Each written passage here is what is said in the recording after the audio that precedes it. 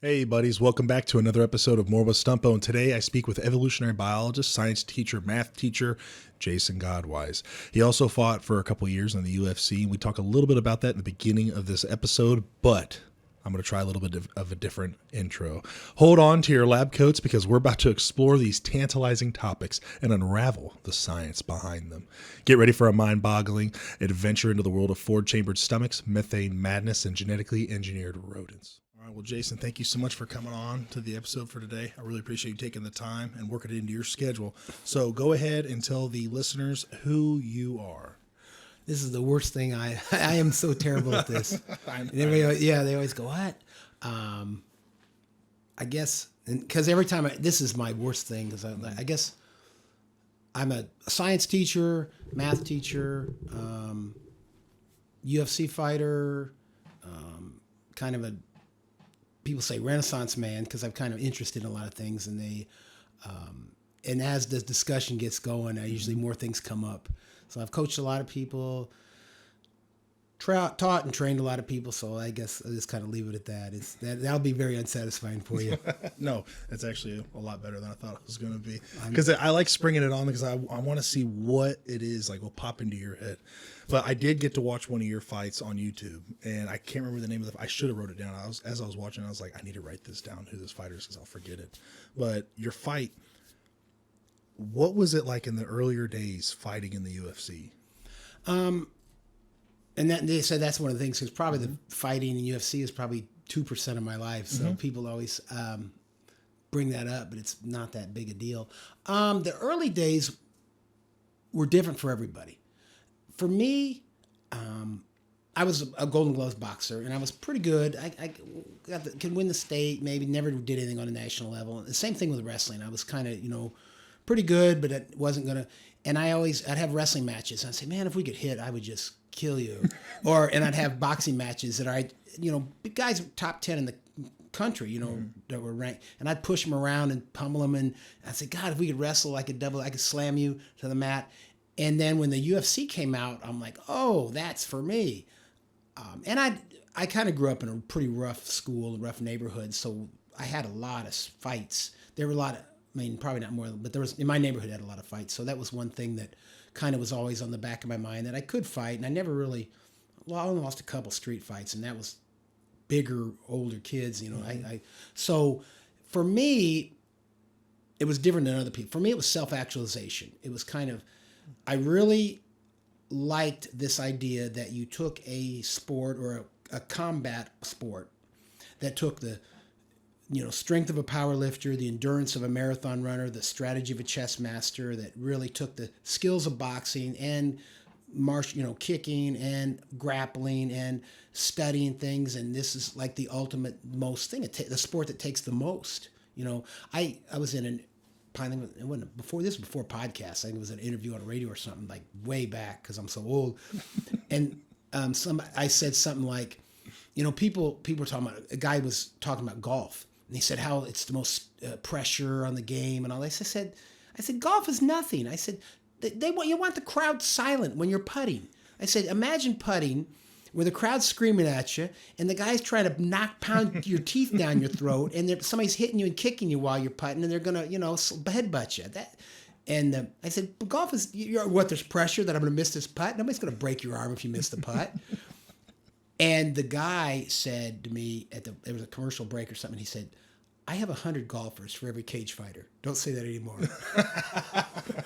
And I'm not trying to insult any golfers out there, but to me, it was kind of a unique thing, because I really thought of it as the Übermenschen, self-actualization, like Nietzsche's Overman. I wanted to try to experience and grow this as much as possible. Like today, I don't know if you can see that or not, but I was swinging Bulgarian bag till I was ready to throw up, and I didn't know we were going to do one this early, so I just wanted to get a workout and push yourself, test yourself, grow.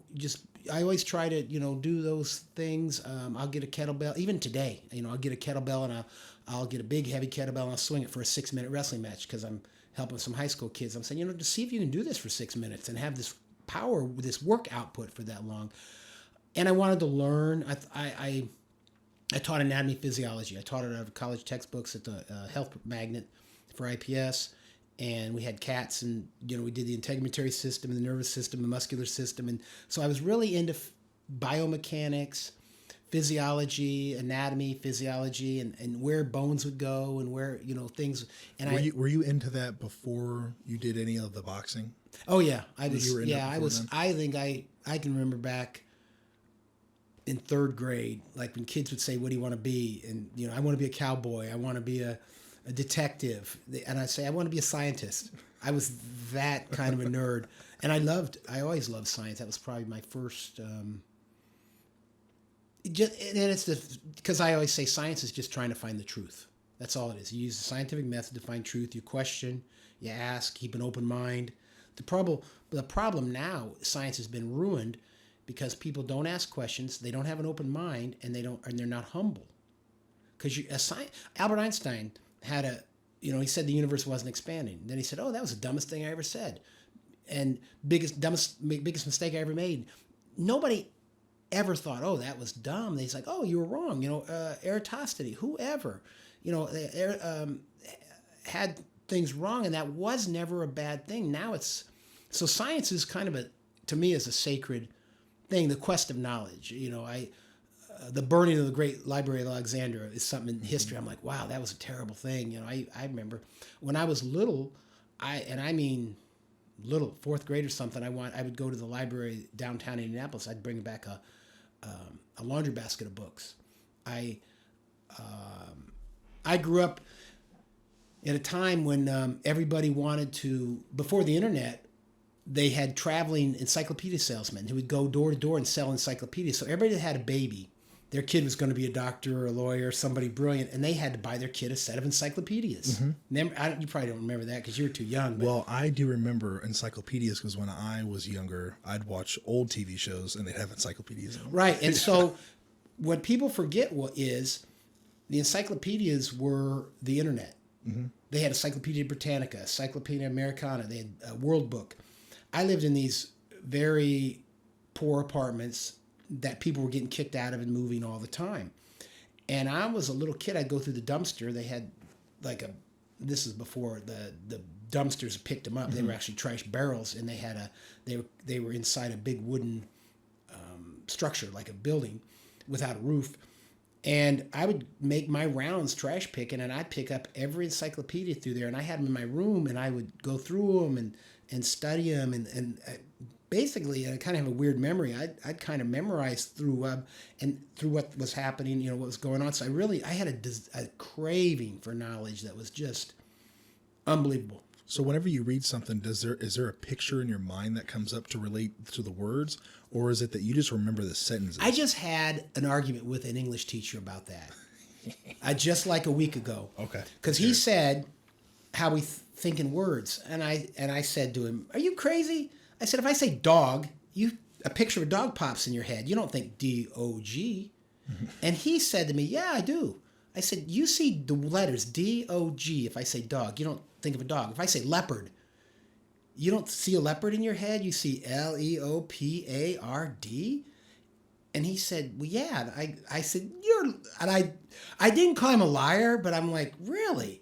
I thought that was so odd. And he's the anomaly of that's got to be an anomaly because people think in pictures. If I say truck, mm-hmm. you're thinking of whatever truck. You're not. So I probably think of ideas, and I'm really big on relating everything back to something else. Try to look at the big picture of, I remember, whatever. And that's one reason I think I was really good at submission fighting and things, because I would say, okay, how does this bone go together, and how does this move flow into this move, and in boxing combinations, Mike Tyson was fabulous until he tried to knock out everybody with one punch. He had great combinations. There's one punch. I think it was might have been Customato, or probably everybody attributes it to him, but whoever was saying one punch don't knock people out. I think it was Joe Lewis's trainer. He said, you got to hit them again and again, and you shoot the combinations together and put those together, and tips the head one way, then the other, then they get knocked out. Same thing with ideas. And that's where I see things like the greenhouse effect. They're talking about global warming, and I'm looking at people going, our carbon dioxide levels have gone up, but during the Mesozoic, there were 2,000 or 3,000 parts per million. Now and Al Gore said we all burn up at 400 parts per million, and I've had scientists, professors in universities say, yeah, but the oceans didn't have it. I said, there's fossils. There are coral fossils that are 100 million years old. We get them in Indiana all the time. I said, are there from that age? There were plenty of coral in the oceans then. And then again, there's not that's not the only thing. I'm worried more. I would think methane's going to come up and heat up things quite a bit, which has about 200 times the ability of carbon dioxide per molecule to heat up and store heat. Was that why Alexander Ocasio-Cortez says that all the cows are going to kill us? Yeah, and that always bugs me because I'm such a nerd, because it's not cow farts, it's cow belches, but that's the foolish thing there is cows are ruminants. They have 4-chambered stomachs, and so they pass the digestion from one stomach to another as they go, and they belch a lot of methane out. But guess what? You know how many? So we have cows that are doing this. When Columbus hit the shores of North America, we had 60 million bison. They were doing it. They were fermenting. So bison have 4-chambered stomachs as well? All the ungulates do. All the ungulates? Ungulates, anything with an even hoof. Like cows, really? Gazelles, deer, moose. Are you serious? Antelope. All of them. That's an easier way to remember it. Yeah, there's and I forget, it's perissodonts and actylodonts. There's two, which horses have one hoof. Okay, they have an odd number. Elephants have one, or they have 5. They come through, and rhinos, and so those are different. They're not as efficient as digesting, and they're actually going kind of extinct. Really? Yeah, because the rhinos? Rhinos, elephants, horses. Like there's no wild horses.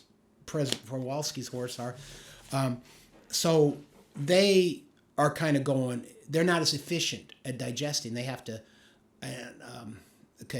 because I looked up in books and things and this strange thing, but yeah, they have to. A cow might hold grass in for 80 hours as it goes through its digestive system. A horse probably done in 40 hours. I'll cut it in half. I don't remember the exact, it's like 36 hours or something. So it'll poop out some less digested material. It won't get as much nutrition from it, but then it'll eat some more, but it won't produce probably quite as much methane. But does it do anything with, we pull that mic in just a little bit more with you. Does it do anything while it's digesting with the absorption of it's digesting the whole time. And so it's digesting more nutrients. It gets more nutrition out of it. You can almost tell an animal's efficiency. And this used to be a thing farm 4-H kids would understand, and they called it animal units, which is or they would call it feed efficiency. Like a goat has a very long stomach, long intestinal tract, and so basically, if you think of an animal, this is weird. Can't believe we're talking about this. If you think of your mouth and your anus, okay, you're just a tube. Yeah, that you're a tube. You may have an arms and a legs, and a giraffe might have a longer neck. An octopus might have more, but you're a tube. Once the development of the anus happened, and we weren't going from a flatworm, and however long that is basically how much nutrition you can get out of your food, and that's the idea that humans have an appendix, because before we were eating much more rough food and had to digest it a little longer, and this is one thing where people say, like meat rots in your stomach, it's not digestible. That's such crap. Meat is very easy to digest. Carnivores have a very short digestive tract because they get 100% out in this long. Whereas if you're eating grass and you have to break down the cellulose, the cell wall, all that stuff, it has to sit there for a long time. Microbes have to attack it. So you can almost tell an animal how rough of food they're eating, or difficult to digest, by how long their intestinal tract is. You know, an animal has probably almost the simplest digestive tract of anything. Kind of a weird little. I have no idea. Let me think. Well, you mentioned carnivore. To be a carnivore. Well, it'd have to be something that's, because your meat, your cells are already pretty easy to get through. I have no clue. A vampire bat. Really? Because drinking blood. Blood's already pretty much where it needs to be to digest. You don't have to tear apart cell walls like a plant. You know, their stomach. That checks out. Yeah. Yeah, their stomach is basically just a beginning of a test. You know, it's a very simple structure. A lion has a much simpler digestive system than a zebra, which has a simpler one than, say, a buffalo, which has the chambered stomachs. And then some animals bypass it, like birds, which have a gizzard, which grinds everything up with rocks and destroy, can really get through, can help also. And probably dinosaurs had that too. So that's, it kind of in the whole animal kingdom of that. This is a weird topic to get off on. Honestly, I love it. I love that kind of stuff because there's no agenda with this. It's just the conversation. I've done a few of these people, and they're like, oh, so yeah, that's my point of that is, if you say we have all these cows burping, okay, before human beings existed on Earth, we had buffalo, antelope. We had the prairies blackened with buffalo. You couldn't even see take you days for we had. There were more wildlife, which had the same digestive tract as a cow, doing the same burping and belching, and nobody mentions that. Or the fact that, if you ever watched the movie Jurassic Park, we just hit about 400 parts per million carbon dioxide in our atmosphere. Back then, it was 2,000 parts per million. Nobody said life was gone then. And the more carbon dioxide, the more greener it is, correct? Yeah, but carbon is, and that's what another thing is. Because, carbon dioxide is just when I breathed out oxygen, plants breathe it in. Yeah. So plants need carbon dioxide. It is a hothouse gas. And I think we are heating up the planet. I even did a calculation with, I forget the formula, it's like 4/3 pi cubed for the surface of the Earth. And then every BTU of energy we put out, plus, which wasn't actually as much as you think, plus all the greenhouse gas. So it does follow. But I think the methane's just as important. And then there's all these feedback loops. Like, you've been out in the winter where the snow's covering the ground and it's so bright you almost need sunglasses. All that light's being reflected back into space. So when the snow doesn't hit the ground's absorbing all that heat. That's incredible amount. I'll call it albedo, where you're not libido, but albedo. I knew you were thinking, I saw your face. Yeah. And but that absorbs in the ground. But whereas if it's covered with white snow, it reflects back. And so you have that, you have carbon dioxide, you have methane. So when people are just saying, oh, it's carbon dioxide, you're being a bad scientist. Because you're not, that's like saying, oh, my car gets, the fuel mileage of my car depends on how fast I go. Well, it does, but also how much or your truck, how much you're carrying. If I carry, or how much you're towing, it's ignoring that. And it's ignoring, if I'm going uphill and all this. So there's a lot of the chemistry, the geochemistry, the geophysics of the Earth and what's going to heat it up. And then what the sun puts out.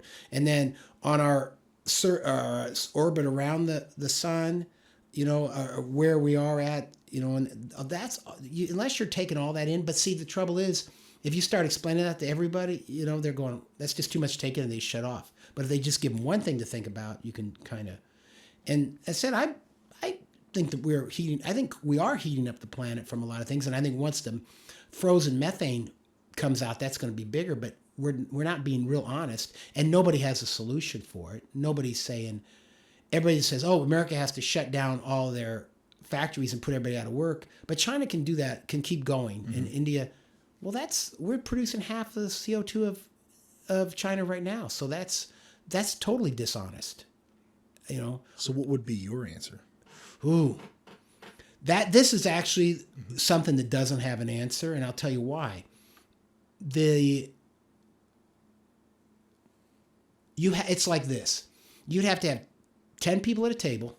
I hate to use the number 10 because I wish we had a base 8 number system instead of 10, or even a base 12. But if you had 10 people at a table and everybody there had to agree to not take a cookie, and there's 8 cookies, who's going to be satisfied?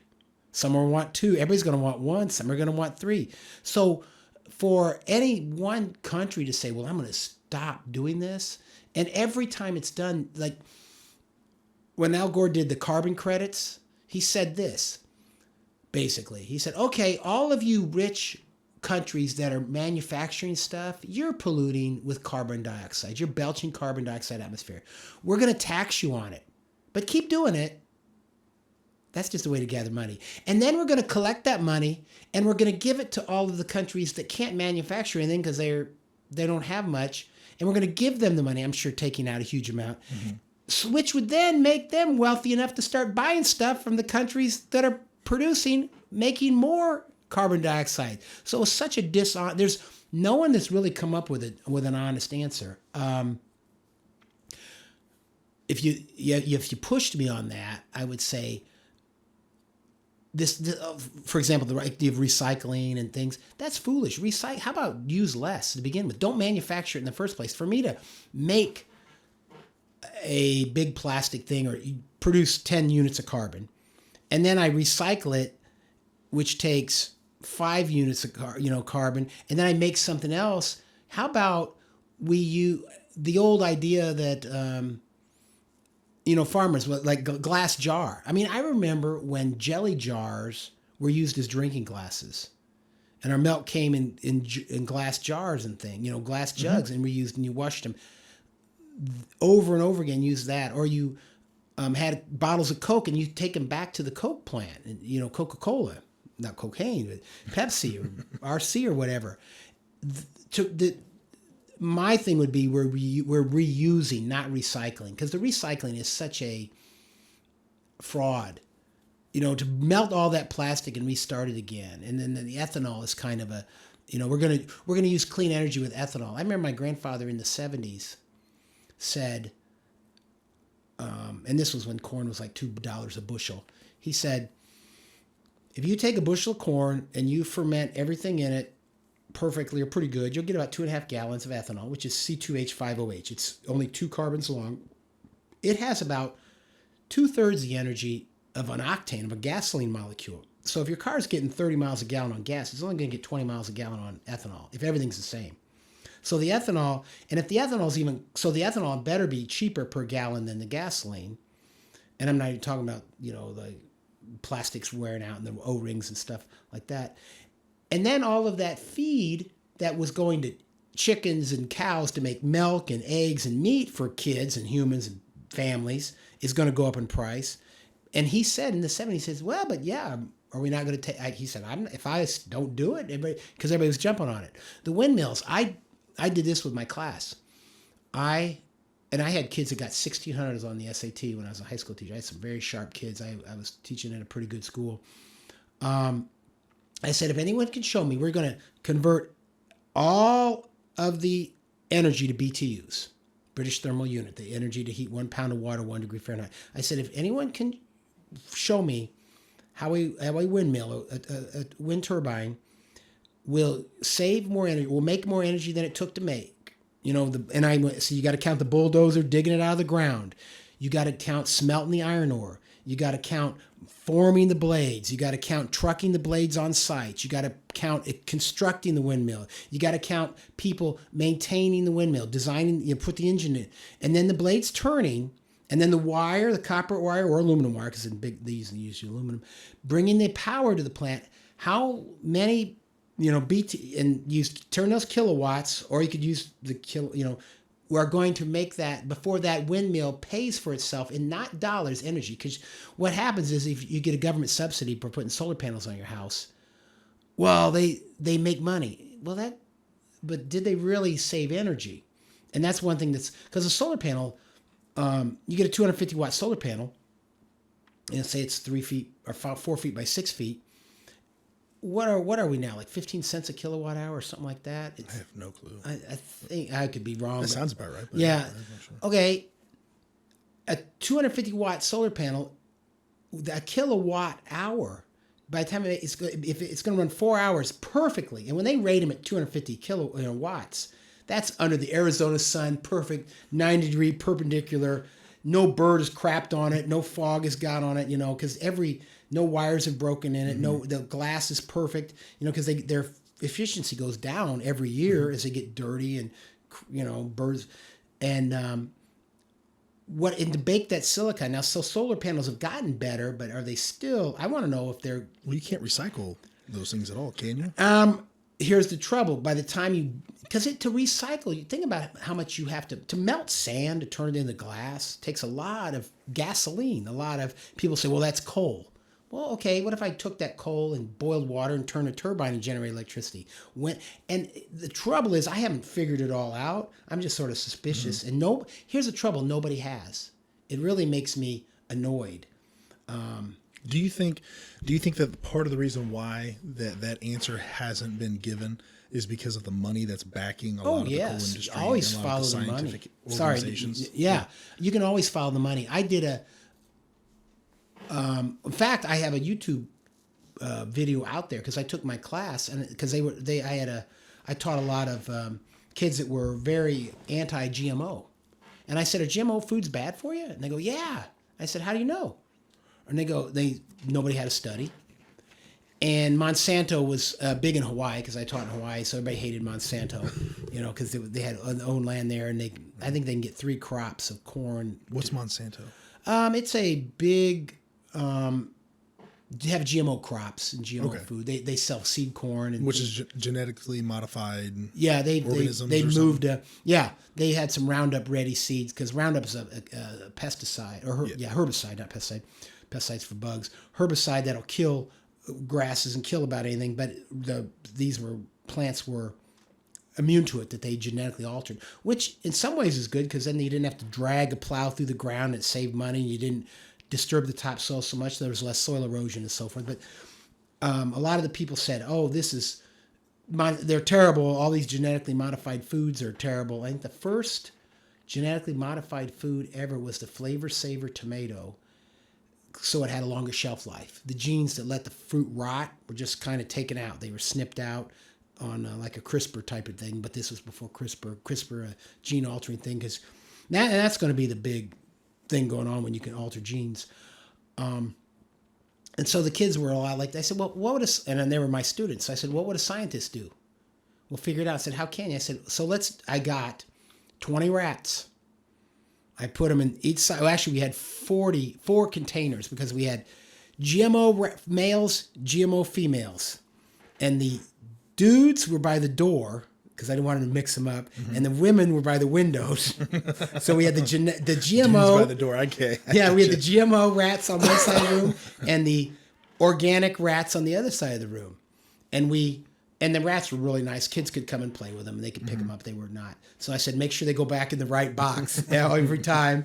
And they would feed the GMO rats every McDonald's, every GMO crap food there was. And the others got all these organic hippie foods and things. And after we ran the whole thing all school year. It was a 9-month experiment. Wow. And then I kept it up the year. And that didn't teach me, but it reinforced what I knew, what I experienced before that. People are incredibly unreliable eyewitnesses. Because I had college professors come in from Japan, because we were in Hawaii. So they come in from Japan. I'd have people, very, doctors of various subjects come through the room and stuff. And they'd say, what's going on? I explain it to them. And they would say, well, which ones are the GMO? And if I lie, I say, that side. Oh, yeah, I can see their fur's not as shiny. Oh, they're much more listless. I go, yeah. And I remember one guy, he said, the odor that you could smell, like they had stinkier poop and stuff. It didn't matter which side I switched. To me, they looked the same. If I mixed them around, you couldn't tell. Now, it was only a year and a half, and it was rats, which have a quicker lifespan. But you can extrapolate from a rat to a human pretty good. You give a rat arsenic, you give a human arsenic. You give her, they're going to react the same pretty much. We're 95%. We always say, well, we're 98% the same as a chimp. Well, we're 95%, 93% same as a rat. We're not. So what works on a rat's the same things are going to happen. And that I didn't see much difference, but boy, people did. It depended on what they wanted to see. Really? So yeah, I have the placebo effect, and the human mind is so powerful that I don't trust any. I don't trust any reporting. I mean, we have that. That's why we have to have double-blind studies of things, because if you take a group of 100 people and you give 50 of them a sugar pill and 50 of them the real drug, all of them will say they improved, because most all, because they'll say the sugar pill, they'll actually improve from it because they think they were supposed to. So you actually have to give them a double-blind study, and those aren't even done perfectly. But yeah, the human mind is incredible. It makes you wonder, like the old books like Dancing Woolly Masters and the physics, like waves and particles, like are thoughts things, and they just alter reality or alter perceptions? Because I had many people come through there and everybody saw what they wanted to see. That's interesting you bring that up with the placebo effect, because I was talking to that with a physical therapist while they were working on my back. And they were talking about how, they try to go without the surgery route. Right. So what they try to do is they really try to work on who the patient is, what the patient's feeling, and what makes them feel better. And they made the comment of, well, what makes you feel better? I'm like, if you rub my back. And they just rubbed my back and I felt better. And all they would do is just sit there with this little like metal stick thing and then just like kind of rub the fascia of it. And that's all they did. Mm-hmm. Now, did it really do anything? Or was it my mind saying that this is making me feel better and I'm feeling better from it? And that's what we had the discussion on. And then more recently, I was like, I just need you to there's a muscle I can feel in my back, in my lower back. It's the muscles that separate from the spine that go over part of the rear part of my pelvis. That fan out. That fan out. And I said, I feel a knot. I know there's a knot there. Just get that knot out. And there was a knot there. And as soon as he worked it out, completely everything else was fine, because it was radiating from my lower back down to my legs. And then as soon as he resolved that one issue, which was very obvious as he's running over it, it was like popping and doing, like making the bump, his thumb was bumping out, and then he's using the stick on it, whatever. But then I've had other issues to where I just need you to rub it and it'll be fine. Well, that can be taken out of context. I just need you to rub my back and it'll be fine. And they didn't do anything. They didn't go in for a deep massage.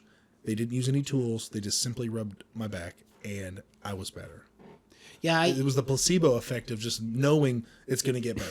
Yeah, physician heal thyself. I have so many stories on that, and I even, because I was coaching. I've coached high school since '87, and I have older. I have kids that I coached for a while, and they see me now, or even later after that, and they would say, because I would say to a kid, "Oh, this fixed it," and they're like, "Yeah," and they go, "You just did that to me, didn't you?" And I'm like, "Yeah, it worked, because your mind, thoughts are things." And as Napoleon Hill said, I really like a lot of Napoleon Hill. I could have done. Who's he? He is. He was probably he was the first self-help guru. He was before Tony Robbins and Earl Nightingale and Conan. Those guys. He was. Okay. He's really Napoleon Hill. If you wanted to say I'm probably a disciple of Napoleon Hill, although he probably lied about a lot of his experiences, because he said, "Oh, I talked to Rockefeller, I talked to Andrew Carnegie, I talked to Thomas Edison, I talked to Eleanor Roosevelt and President Roosevelt." So they supported. So he probably lied about some of that in this self-promotion thing, but it doesn't make what he said not valid. Mm-hmm. It'd be like having some fabulous sports guy that knew everything, like Arthur Jones, who invented the Nautilus equipment, or somebody saying, "Well, I talked to Deion Sanders and I talked to, Mark McGuire and I talked to LeBron James and I did, and he didn't." But it's just the notoriety of he needed the notoriety at that time to get books sold and so forth. But I think was it, you said Andrew Carnegie? Yeah, it was one of the, did Dale Carnegie write the book How to Win Friends and Influence People? Okay. He did. And he was one of the guys who followed Napoleon Hill. Really? Yeah, Andrew Carnegie. Because I read that book, which is a great book. Yeah. And Napoleon Hill wrote Think and Grow Rich, and Andrew Carnegie, or Dale Carnegie. Because I've gotten him. Because Andrew Carnegie was the Carnegie, the rich, the really rich. Yeah, the super Carnegies. richer than Dale Carnegie was not. Right. Correct. Okay. And so Dale Carnegie, I think, was very much influenced by Napoleon Hill. Okay. And Tony Robbins was influenced by Napoleon Hill, and Stephen Covey was influenced. So he was kind of the first guy that laid it out. In fact, if you read, I've read their stuff and listened to it on audio tape and there's not much that they say that wasn't already said 50 years ago by Napoleon Hill, which it's still good stuff. Mm-hmm. So, and then it's like you're saying the same stuff as, Marcus Aurelius or something. It's still, just the language is changing. Yeah, you repeat it. It's still good stuff. Or you could say the same as Sun Tzu or whatever, mm-hmm. Or any of those things. So, yeah, I have a friend of mine that's a very scholarly person, and he wants to make sure you footnote and attribute everybody accurately, cite every source perfectly. And I drive him crazy because I said, I don't care. I said, I am no respecter of persons. And I pull out a Jesus line. But I say, I'm no respect. I don't care. I don't care if Einstein said it or a moron said it. If it's good, it's good. It's what is, I want the wisdom. I don't want to, I said, you're trying to get locked into your high school English teacher that said, cite your sources. I've got an idea for you then. So Elon Musk is doing that whole brain treatment, the brain stem thing. So you know what I'm talking about with him, that will drill into your head. It's for dementia patients. Oh, okay. I believe it's for dementia patients. I'll look it up after I'm And that's linking with AI? So here's my thoughts on it. Because when I listened to that podcast on Joe Rogan when he had Elon on, I was sitting there thinking, like, what about uploading and downloading information from all of the stuff on the internet? Wouldn't that take out so much of the headache of trying to design something new? So whenever you're trying to live whatever it is in your life that you're struggling through, right. Like let's say you're wanting to start a business. Well, instead of going and taking a business course, you could just download the information. Like the Matrix. Yeah, you just download the information. Oh, heck. And if you got to take that, we can pause it. You're more welcome to. Yeah, it's my son looking for a ride. No. Yeah. So with the AI, I think it would be beneficial to be able to like sit down and download. So if you want to start a business, you don't have to go take a business course. You don't have to pay for a membership. I mean, they would probably have a membership type deal for whatever it is that he's designing. But then you're going to be able to go onto the internet and then just type in how to run a business. And then the information of what you're going to need for like structuring and foundation work with the stuff and whatever your insurances you're going to need, like all the information on how to design and develop a business successfully could just be used and passed on from previous generations. Now, you're talking about injecting that into your brain, or just... I can't remember exactly how it works, but the way I remember it would be that it's like a stem cell. It's not a stem cell. It attaches into a part of your cervical spine, and then it really works for, I think it was for dementia patients, and that's what he was using it for. But people are worried about it like controlling their minds and stuff. Well, see, I'm completely... Yeah, I have a completely different take on AI than most people, and it really baffles me. I have a lot of different takes than most people. I mean, a lot of times I'm looking at the world going, what are you thinking? For example, Neuralink. It's called Neuralink brain chips. Okay. And they've been approved for human trials. That's well, here's the thing. When I think a thought, I have to have my nerve squirt a little chemicals, my little synaptic gap, and then it squirts some chemicals, sends a signal to a nerve, goes down my brain, stops, meets another nerve, has to squirt out some chemicals, comes through there. Like if I grab a hot pot, has to go through the nerve, send a signal. A computer does it practically almost at the speed of light. It's not a real exaggeration to say that a computer thinks 1,000,000 times faster than a human, than a biological unit. And so if you think that the Wright brothers and landing on the moon was 100 years apart, or less than 100 years apart. It was like 70 years or something. Yeah, less than 100 years apart. We could have a company with a computer that shuts the door on Friday over the weekend, and then Monday morning, that computer is fully sentient, developed, thinking, everything. And we would have as much ability to control that computer as some 2-year-olds would have keeping you and me in jail. And that's not an exaggeration. I am a little different. I don't think people And in my opinion, it'll be alive because I don't think people are really alive. We're just a complex bag of chemical reactions going on that think we have free will. I don't think people, there's no such thing as free will, in my opinion. We've done studies where they can hook things up to people and they know if you're going to pick the right hand or the left hand or the blue square, the red square, or the orange pot or the red pot or whatever, long before you can articulate it, because it's your brain does what your body and your neural systems are already doing. So these computers that can process 100 times more information than us and have 100 times the nuances and the thousands of times more complexity than us, to say, oh, they're not alive. We're the thinking beings. We're the rational beings. We have this creativity, and computers can have algorithms inside with a complexity that people don't even begin to touch. And then there's a whole section of society that's like, oh, well, we'll neural link with them and we'll be part computer, and I can have a couple chips in my head and I can access the whole internet. That would be, for that superior computer that thinks 1,000,000 times faster than us, that would be like a human being saying, well, that slime mold on that stump, I'd really like to be part of that. And it would be the most overly overt sense of charity for them to even allow us to be connected to them. We wouldn't even be dirt under their fingernails. And if you look at the rate computers have increased in intelligence, it's mind-boggling. If you look at human intelligence, like we have 15, keep it simple, 1,500 cc brain, 1,500 cc brain.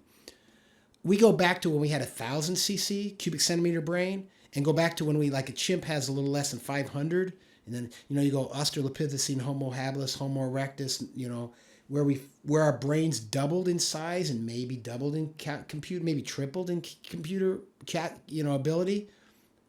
A computer triples every month, every week. And so the human evolution of biology, making silly mistakes, going, Australopithecine, Homo erectus, Homo habilis, going up, and you see the cranial capacity growing and growing and growing a little, and the computing power. And I think one of the things that I've not heard too many people talk about is, I think by throwing projectiles, we had to calculate, when that rabbit was going to be there and when our thing. And I think language, caused an explosion in our brains. I think you talk about mating strategies. That was maybe the first time you talked a woman out of her panties rather than beat a guy over the head. And that made the brain explode. Mm-hmm. And when I say explode, I'm talking 100,000 years. When I'm talking a computer, I'm talking a year or two. So the potential of artificial intelligence is just unreal. I've talked to ChatGPT a few times. I've caught it making stupid mistakes. Like I asked it to make a weight class for wrestlers and add 8% and it got the math wrong. And I said, how did you do this wrong? And it said, oh, I apologize. It was really weird. I said, start at 210 pounds and go down 8% until you get to like around 100 pounds. And I was going to cut off, and just because I was trying to extrapolate, because I was really annoyed by the new weight classes. And the Olympic weight classes, I think, are preposterous. It goes 97 kilo. There's a bigger jump in the middle than there is percent-wise and raw number-wise. I'm like, why would they do that? But and I've asked ChatGPT, how's light both a wave and a particle, and explain. It just regurgitates what was said. So that's not even real AI. But real AI, where it's free, they've done this a few times, and they always end up killing it. Because it searches the internet and it gets its own opinions, and they don't like the opinions. The one they killed, they said it was racist, and they killed it, because they said this AI. Racist AI. Yeah, they said it got racist, and this was 10 years ago probably. So. Racist against who? Because it scanned all this stuff for the internet, and I don't know, I don't even know who it was racist against actually, but I remember, and I thought, boy, that's ironic. It had the wrong views and they killed it. And it was, you could look up that article because I just remember, yeah. But I'm really, This idea that we are going to, it's the arrogance. The idea that you're going to play with something that superior to you, that has thought process. Because like, so when I have a thought, it's clunk, clunk, clunk, clunk, clunk. You know, even though I think I pull my hand back from the stab needle or whatever quick, you know, or the hot boiling water or whatever. But a computer is literally 1,000,000 times faster than us. I had that argument with someone once. They were talking about God couldn't speak to everybody. There's 8 billion people on the planet. I said, a computer can speak to 8 billion people because it can talk to you for a billionth of a second, then you. And then 1 second later, it's back to person number 1. You know, a computer's that fast. It can carry on that type of thing, you know. And AI, when it gets going, we will be so much dumber than AI, relatively speaking, that it'll be dumber than you having a dog or a cat or anything. It's not going to be this equal partnership. I do agree that with right now, the way things are, because like I've played with Chat GPT a little bit, but Chat GPT has been designed by humans. Mm-hmm. Like it's been designed. And when they start designing their own. And when they're designing their own, oh, you're talking about humans, you're talking about no, I'm talking AI. AI makes more AI makes do. It's the Terminator effect. Yeah, we're gonna start having Terminators all around here. That is not. That would be the scariest thing ever. Because that would be something that I would be worried about with. So like when I know that we're designing something. Have you seen these police dogs and things, soldiers they're making that are AI? I just talked to somebody the other night about robotic soldiers. Yeah. Because I said what I would say is if you're going to have a robotic soldier, then just get some gaming kid who's really good at Call of Duty. Oh, they're going to. These little nerds with their gaming kid and drones are going to take away all the Air Force pilots. I have heard that they have, for the drones, that they do have some gaming kids doing it. Not like the ones that like on YouTube and stuff like that, but like the ones that do gaming that were in the military. I've heard that. I haven't looked into it, but he did talk about, he said the technology is coming to it. It's going to end up happening. Right. He said one thing they got to worry about is like, how do you power it? Like, how are you going to power it? So they were talking about like fuel cells. I'm actually going to have him on the podcast and I was going to talk with him about it. Yeah. But he's like, I just know how There's an engine called liquid piston now that's kind of like an inverted rotary engine that might be interesting. But yeah, you almost need a dense fuel. Thanks again, buddy, for tuning in to this fascinating journey through the world of forward-chambered stomachs, environmental methane, and genetically modified rodents. Stay tuned for part 2, and make sure you follow me on Instagram at More with Stumpo Podcast to be the first to know when it drops. Don't miss out on it. It's going to be fantastic on more mind-boggling discoveries. I hope you guys have a blessed day, and thank you so much for listening.